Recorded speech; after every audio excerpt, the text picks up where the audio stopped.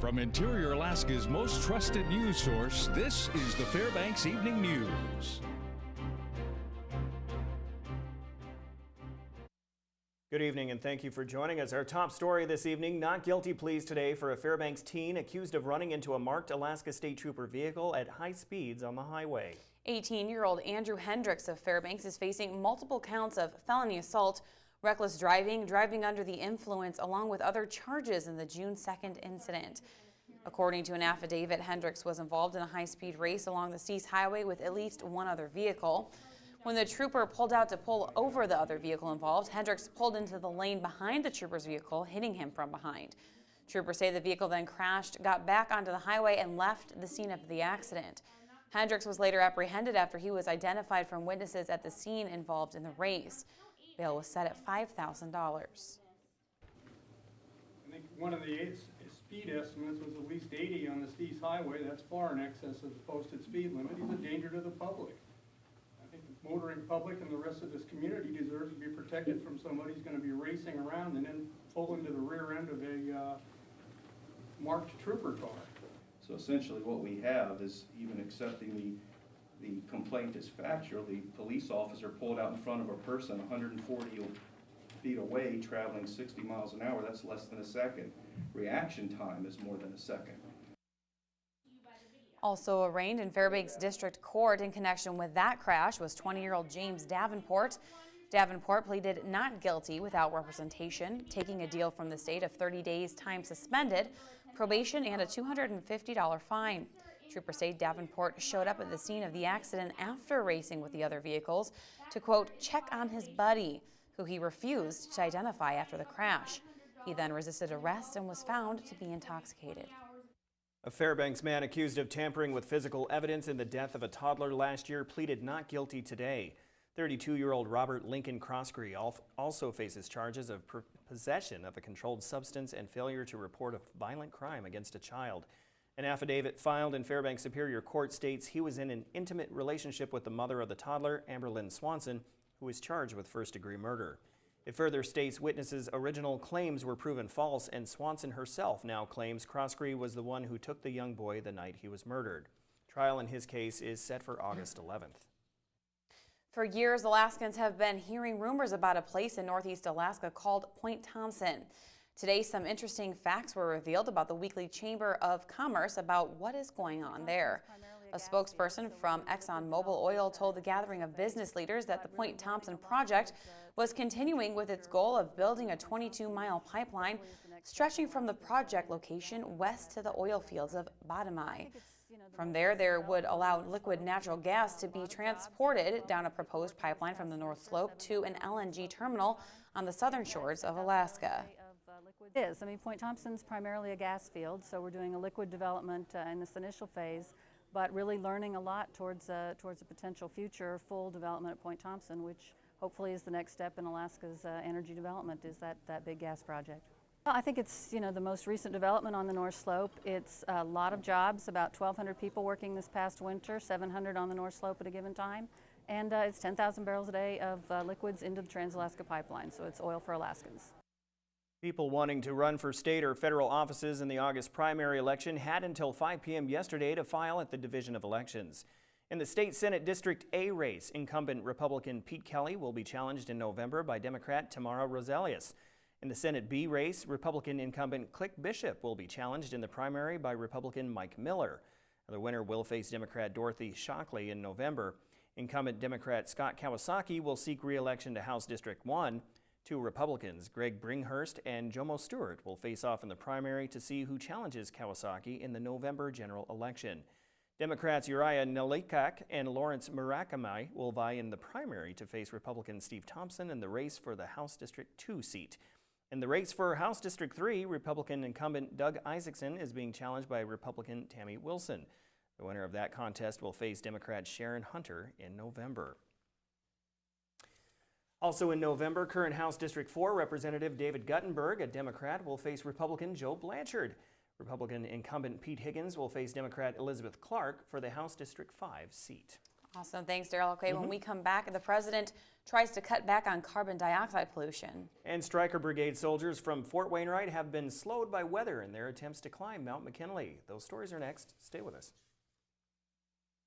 And welcome back. The Obama administration aims to cut carbon dioxide pollution across the nation by reducing their emissions at power plants.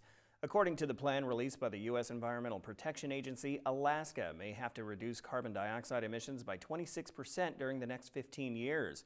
U.S. Senator Mark Begich says the plan will affect a handful of coal plants in Alaska. The Alaska Department of Environmental Conservation will have to develop and submit the state's strategy as early as June of 2017. The president and CEO of Golden Valley Electric Association says it's unclear how the interior will be impacted because power plants across the state could be treated differently.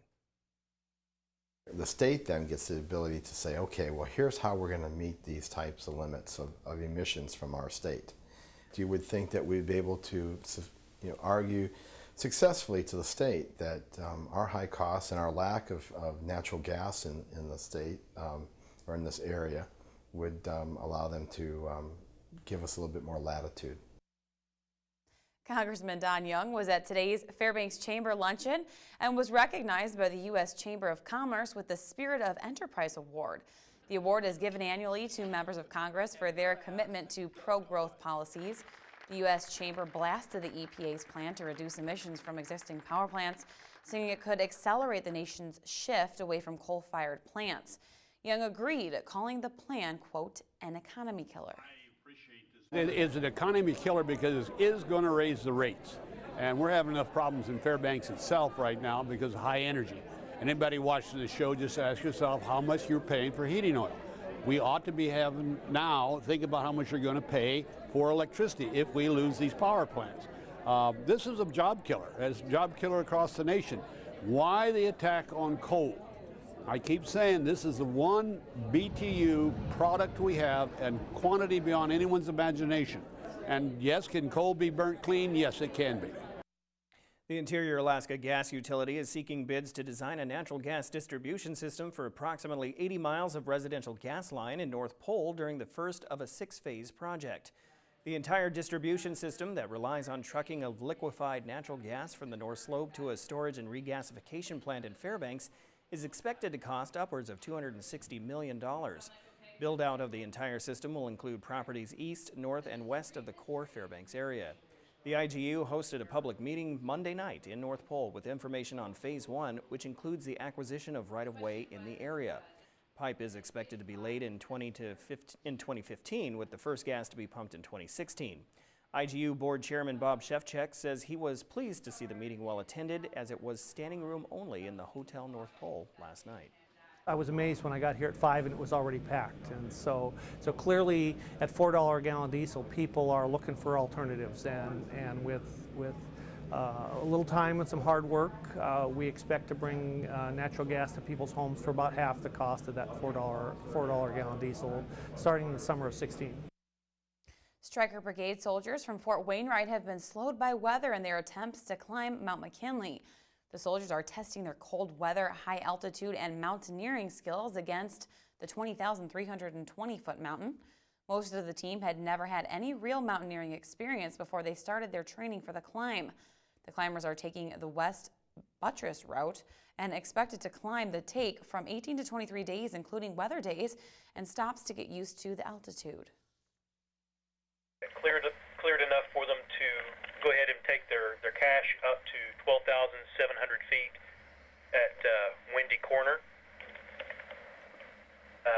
Then they went back down to 11,000 for the night. And they're planning to move to the 14,000-foot camp. Nowadays, if you have a smartphone, there's an app for most everything. In this week's health report, Monty Bowen tells us about one that can tell you if your food is still good to eat. It detects compounds in food that show age or spoilage. It sends the data instantly to your mobile device to warn you if the food is bad, something restaurants and homeowners say they would love to have. We use an iPad right here, so if we could have that on the iPad and just have it all linked together, everything we go through, all our meats, we try and keep it real fresh, so really it would help us rotate it all. I would totally use it. I do cook a lot, and I'm very aware of what I eat.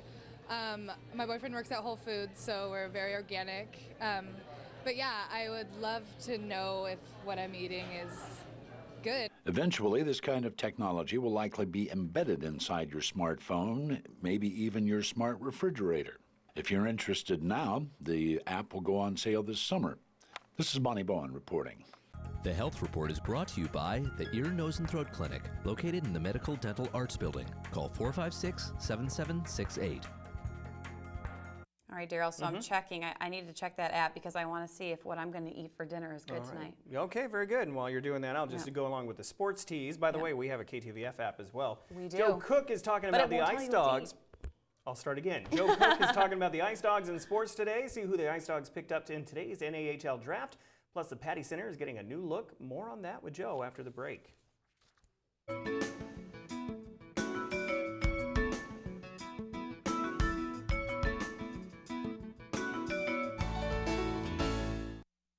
Hello, Interior Alaska. Joe Cook here with your Tuesday Sports. Today, the Fairbanks Ice Dogs made their picks in the NAHL draft.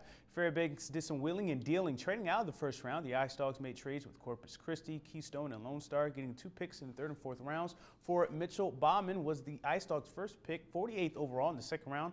Bauman comes from Culver Prep in Indiana, and he's from Caesarsburg, Wisconsin. Fairbanks gets 2 Buffalo Junior Sabres teammates from the Ontario Junior A Hockey League in the 3rd round. Forwards Ryan Kuhn and Josh Gabriel. Kuhn scored 32 points in 51 games, while Gabriel tallied 34 in 47 games. Both are from upstate New York. The Ice Dogs go international, picking Petteri Laakso in the 4th round. Laakso is from Finland and put up 14 points as a defenseman for Jokerit last season. Jacob Stridsberg from Sweden was picked 87th overall. He had a +8 in 41 games for the HV71 club. Defenseman Nate Callan of the San Diego Gulls under-16 team was picked in the 5th round out of the WSHL. Forwards Jesper Oval from Sweden was selected in the 6th round, and Caden Cahill was the Ice Dogs' final pick in the 7th round. Cahill played for the Alaska Aces U18 team, and they won the Midget AAA title last season. So 8 picks, 5 forwards, and 3 defensemen. Head coach Trevor Stewart talked about today's draft. We feel that we got some good role players in our forwards with our first couple picks. Players that, play all 200 feet of the ice and play with a lot of jam. We skipped over the pond and went fishing for some Europeans and that are going to add some stability to our back end. And we got the player that we wanted at 48, and then we got some higher draft picks towards the back end of the draft, and we moved up some spots for next year's draft as well with the trade. So we're happy. The NAHL schedule for the 2014-2015 season was recently released as well. The Ice Dogs will be on the road to start the new season with 13 returners as well as draft picks. They open the season September 12th for a series with the Kenai River Brown Bears at Kenai. The NAHL showcase is September 17th to 20th in Blaine, Minnesota. The Ice Dogs will also be in Minnesota for their series against the Minnesota Wilderness on September 26th. The first home series for the defending national champions will be October 3rd, where the Ice Dogs will host the Bismarck Bobcats from the Central Division. Fairbanks will visit Wenatchee on October 24th for their first meeting since their 5-game Midwest Division final series. Wenatchee is in the South Division, though, this year. A number of different teams that the Ice Dogs will play next season. Series with the Minot Monotoros, the Johnstown Tomahawks, and Keystone Ice Miners in Pennsylvania. The top prospect showcase is in February the 16th and 17th in Troy, Michigan. And the Robson Cup Championship is slated for May 14th and 15th. Stewart also comments about this year's upcoming schedule. Wenatchee not being in our division is, it'll be different, but we still play them basically the same amount of time. So, they'll still be around, and there'll still be a rivalry, and obviously Kenai River, and then our remaining divisional opponents. So it'll be nice to have, some different teams coming into our building as well. I think Bismarck and Minot come in. So it'll be good not only for our players, but for our fans as well. The Alaska women's basketball team completed their recruiting class by picking up 2 post players. A 6'1" center and 6'1" forward will be coming to Fairbanks in the fall, in Darren Mainville and Stephanie Tombson. Mainville hails from Barnum, Minnesota. Mainville is coming off a senior season averaging 17.7 points, 8.9 rebounds, and 2.7 blocks per game. She was captain of the Barnum Bombers for 3 seasons and won a state title as a freshman and finished no less than 2nd since then. She was an all-state honorable mention last season and is a 3-time all-conference pick. Tombson is from Basri Terry, Guadalupe, which is also a Caribbean Leeward Islands, but Thompson transfers in from the College of Southern Idaho in Twin Falls, Idaho. Thompson averaged 4 points and 4 rebounds per game, but half of those were on the offensive glass. She also had 11 blocks last year. Head coach Cody Bench is excited about her length, speed, and athleticism. Mainfield and Thompson round out the 5-player class that includes Victoria Ellaby, Heather Hild, and Aranisha Smith. The basketball and volleyball programs up on the Hill have been landing some coveted recruits. Maybe facilities could be a reason players are signing up to be Nanniks. The UAF Patty Center is getting a makeover. Quote, state-of-the-art seating and bleachers on both sides of the gym and balcony, unquote, from UAF story on AlaskanNanniks.com. The only caveat is that the capacity of the Patty will go down from 2,000 to 1,622. The Hussey Seating Company in Maine is providing the seats that will have a blue and gold color pattern. There will be handrails and contour seats, a whole new look and feel to the Patty Center. They should be installed sometime this summer. This is all part of a long-term facilities plan for the university. And that's it for sports. Mike Schultz is next with your full weather forecast, and we'll catch you next time. Hello, everyone. Welcome back into the Fairbanks Evening News. Mike Schultz with you once again, talking about the weather, and it was a beautiful day. Lots of sunshine, clear, well, just a few scattered clouds here and there. There are some isolated showers on the radar. We'll talk about that in just a little bit. Let's talk about our photograph for tonight. This one's a gorgeous photograph sent in by Tom Schneider, and of course it has a magnificent sunset, as you can see why, and just like beautiful colors, the grays and the reds and everything. As always, if you have a photograph to share with us, by all means send it to photos@ktvf11.com. We'll share it with the rest of the audience. What's going on at the airport right now? Well, our temperature, normal high 68, 64 degrees for our high today. Normal low 45, 43 the low last night. Record high 86 in 1958. Hot day that day. 32 the overnight low in 1931. Sunrise and sunset 20 hours and 50 minutes of daylight, a gain of 6 minutes from yesterday. Our satellite and radar showing that most of the energy is over southeast Alaska today. A little area of low pressure there. There's the scattered afternoon showers developing to the east of the Fairbanks area. They're going to remain there tonight, maybe drift a little closer to us tomorrow. We'll talk about that later on. As far as the rest of the state is concerned, there's the showers across southeast Alaska in association with that area of low pressure, and then lots of sunshine scattered across the Gulf of Alaska over the southwest part of the state, mainly cloudy skies at Nome and Barrow, and partly cloudy skies at Fort Yukon area. Lower 48 weather, lots to talk about tonight. Boy, this storm system here is really gathering strength and becoming very powerful. They're calling this a possibility of a land hurricane, meaning the winds could easily go above the hurricane force conditions all the way across from the Des Moines, Iowa, right on down close to St. Louis, and they're looking and keeping an eye on that tonight. That's going to be really a big storm system to watch. Elsewhere, tomorrow, hot temperatures will continue across the western half of Texas into New Mexico, sizzling 100-degree temperatures, and the overall outlook for later on this week, showers and thunderstorms over the eastern half of the country, hot and dry over the southwest, and over the western half of the country. Back to Alaska for tomorrow. It looks like this. Rain and snow showers at Barrow. Isolated thunderstorms are possible in the Fort Yukon area, and cloudy skies for Nome. Here in the interior, looking at mostly sunny skies for Fairbanks, but isolated thunderstorms in the Delta Junction area. Sunshine for Healy, and over southeast Alaska, we're looking at partly cloudy skies for Juneau with mostly cloudy skies at Ketchikan. Well, out to the southwest, a mixed bag of weather once again. Rain likely for Cold Bay, mostly sunny skies at Kodiak, and some clouds in the Bethel area. And down around the Anchorage Bowl, looking at becoming sunny skies in Anchorage and mostly sunny skies for Valdez and Homer. And our forecast for the remainder of the night. Again, looking at temperatures right around, well, I guess we're not going to have that forecast. I'll show you right now the extended forecast. How's that? As on the 5 days, you can see here, looking at maybe some isolated thunderstorms on Thursday, and then Friday, Saturday, Sunday, nicely into the weekend, around 70 degrees for the daytime high. Overnight lows in the mid-40s, and we're looking at temperatures to continue to be right around the 70-degree mark all the way, like I said, through the weekend. So maybe summertime is really making its presence known in the next few days, that's for sure. When is the official green up? You know, Already like happened. green up? Already happened. It's out there. It did? It's out there now, yeah, it's already on. Yeah, the that trees passed are me budding by. out.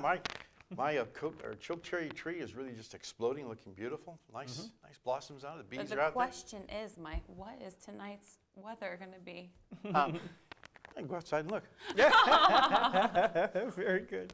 All right, that'll wrap up this edition of the Fairbanks Evening News. We are glad you could join us. You just can't stump this guy. You just can't. All right, tonight on NBC Nightly News, growing backlash over the secret deal to get back Bo Bergdahl from the Taliban. That's coming up with Brian Williams. Join us here 6 days a week at 6 and 11, or online anytime at webster11.com. Okay, that'll do it. From all of us here at the News Center, have a great night. Night.